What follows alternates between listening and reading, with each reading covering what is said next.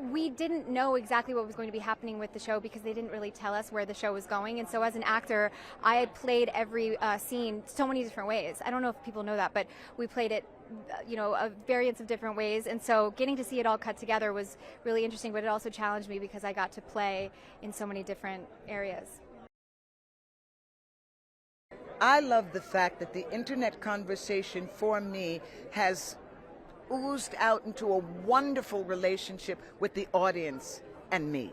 I mean, when I travel, people they just want to talk to me. They want to ask me questions. How do I feel about this?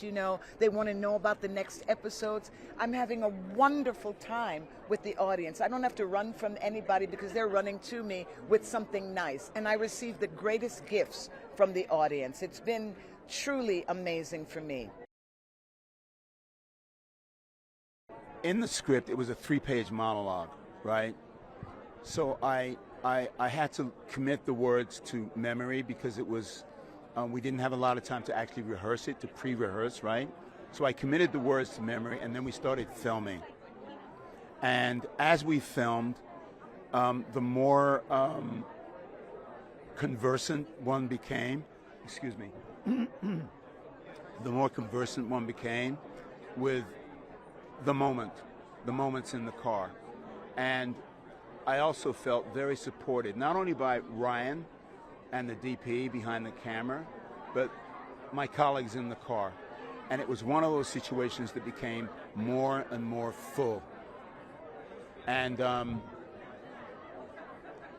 the fact that it lands on you as an audience spiritually is a beautiful thing for me to hear.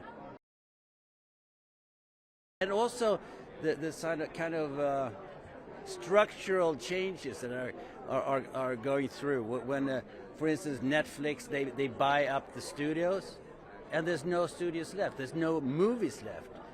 And they won't, we lose the cinemas. And when we lose the cinemas, we lose the culture of making films. And that's horrible. One of my favorite things that I watch Rick do in the writing process is Rick doesn't go from A to B. He tells a great story, and then slowly we move around a thing, and all of a sudden we land on something. By not talking about the movie, we end up talking about it. It's weird. I mean, you kind of taught me this, where it's like, hey, you don't need to solve the problem right away. Just like enjoy the process of being together, and it weirdly will always draw you back to kind of the truth. Yeah, we were fun conversationalists, and we just found all kinds of stuff. You just got to go looking. You got to be on the hunt. Yeah.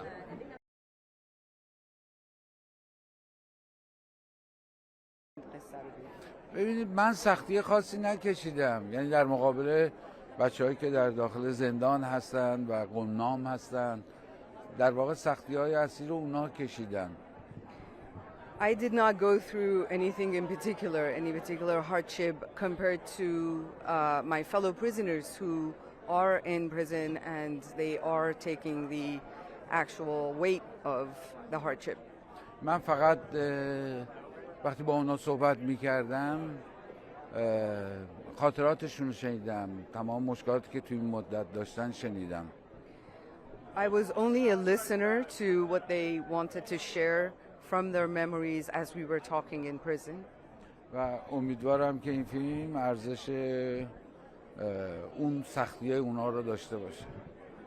And I very much hope that this film is worth the hardship and the challenges that they went through.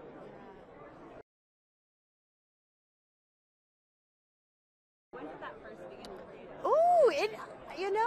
I kind of had this deep love of like Marilyn Monroe when I was very young, and I would see so many photos of her growing up and fascinated by her style and just, the dressing of that time. And so I was interested in that, and I showed interest in it, and they're like, okay, well, maybe, my mom's like, go to the thrift stores, go to the, antique markets. And I would go to this place called Play Clothes. It's still around, and they know me well in there since I was little. It's a great vintage store. Yeah. Yes, this is not vintage tonight. This is new. This is Gucci. Yes. What's the story that you wanted to tell? Well, I actually didn't realize, but I learned that the national flower of Norway looks a lot like this, and they're normally purple lilac. And so I was like, wow, that's just kismet, you know? But when I saw this sketch, and it's delicate and beautiful and quite comfortable, but I just feel so much, I just feel like myself, and I love it. Incredibly gratifying to even get to do a second season, and then to find out at our premiere this year that we've been picked up for a third season was the best news we could have delivered back to our cast and crew. I hope that this show goes for a few years. I feel like we're doing a sort of in-depth look at a mental health journey around a guy who, you know, in the first season the thesis was the doctor is the patient. Season 2 is doctors don't make very good patients. Season 3 would probably be doctors would benefit from being patients.